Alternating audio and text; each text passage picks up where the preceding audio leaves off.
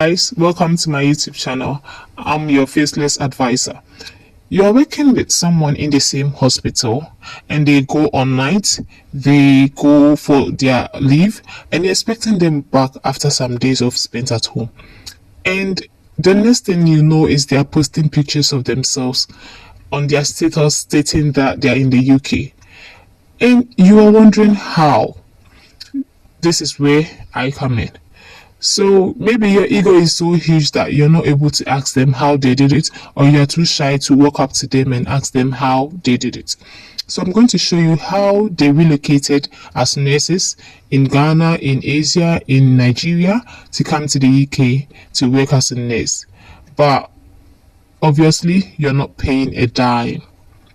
So first and foremost, obviously you need to be a nurse to be able to come to the UK to practice as a nurse. So it doesn't matter necessarily if you're a diploma or you're a degree nurse, because working in the UK, some people even come to the UK as carers and they have no knowledge or whatsoever on nursing, but they're able to come and work as carers. But then if you want to relocate to the UK as a nurse, you need to be a nurse. So what you do after you sit and think, okay, fine, I've seen my friends in the UK, or it's my dream to go to the UK to practice as a nurse, you need to write your IELTS exam. So you may ask, what is IELTS exam?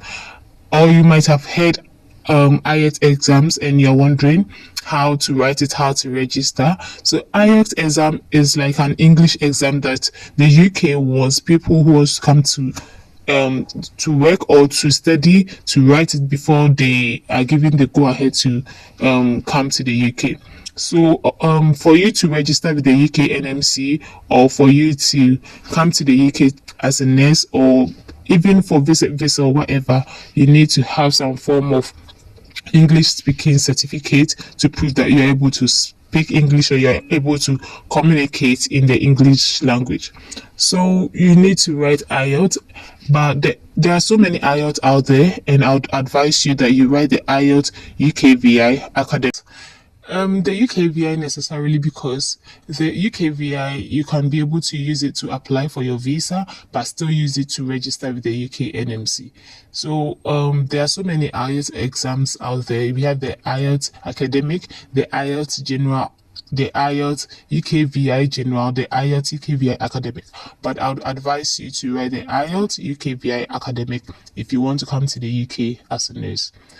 So the IELTS UKVI serves as a double purpose. It helps you to, like I said, it helps you to register with the UK NMC, and also you're able to apply for your visa. And you need to get at least band 7 in each component. We have the writing, speaking, reading, and listening. You need to get at least band 7 in all of the components to be able to register with the UK NMC. So once that is achieved, and I tell you it's not easy to get band 7, but then that should be your aim, that should be what you strive for to get. If you get more than band 7, kudos to you, but at least try to get band 7 in each component, and then you are good to go. So when you are able to achieve that band 7, then you register with the UK NMC as an adult nurse, because when you go on the UK NMC website, they have pediatric nurse, they have nurse associate.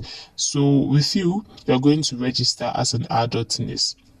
If you're already specialized in the pediatric care, you can also register as a pediatric nurse in the NMC. So after you register, you just log on to Google UK NMC nurse registration. The link will open, and then you start registering. You have to pay some amount of money, but you want to come to the UK, come on. It's not that difficult to pay a little amount of money to register with the UK NMC, yeah? So you register with the UK NMC. After you're done registering, they are going to confirm from your home country that you are a nurse or not. So they are going to contact the NMC in your home country. For instance, NMC Ghana, NMC Nigeria, NMC, like any part of the country that you are coming from. They're going to ask or inquire if you're truly a nurse. So, for instance, I'm Ghanaian, and they ask the NMC Ghana. So with the NMC Ghana, what they do is you will contact the NMC Ghana that this is what you're doing, and that you need them to help you when the time comes.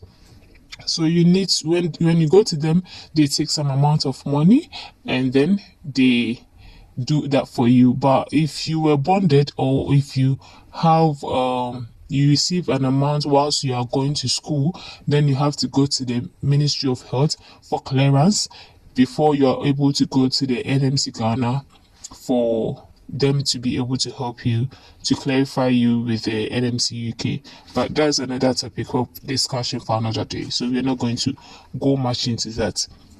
So once the UK NMC is able to clarify or verify that you're a nurse from your home country, what they are going to do is that they are going to send you an invitation to write the CBT exam, that is the test of competence exam.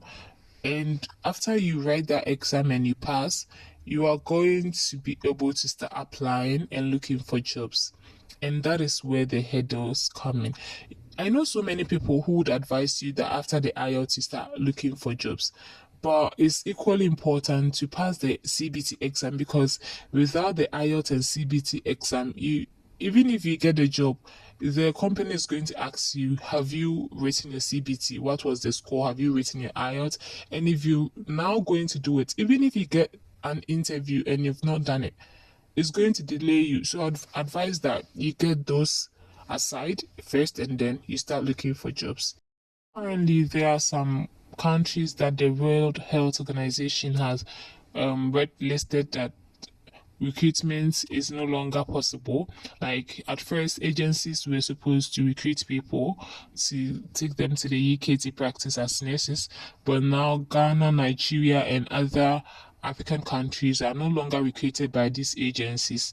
So you need to start applying directly to the companies that you want to work in. So if you want to work in London, there are so many companies out there.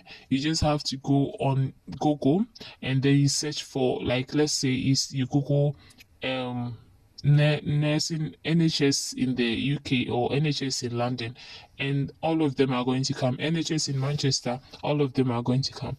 So once you are able to get as many companies that you want to work in or want to work with, you need to get a place to apply, obviously. So either you go to track jobs, we have Indeed, we have total jobs, but I'd advise you to use the track jobs, because that was where I got my offers from, and I believe that with enough information and with enough help, you'll be able to get jobs there. People complain, although, that they are not able to find jobs on track jobs, but then with good information and with when you apply like properly, you're going to be able to find a job on track jobs.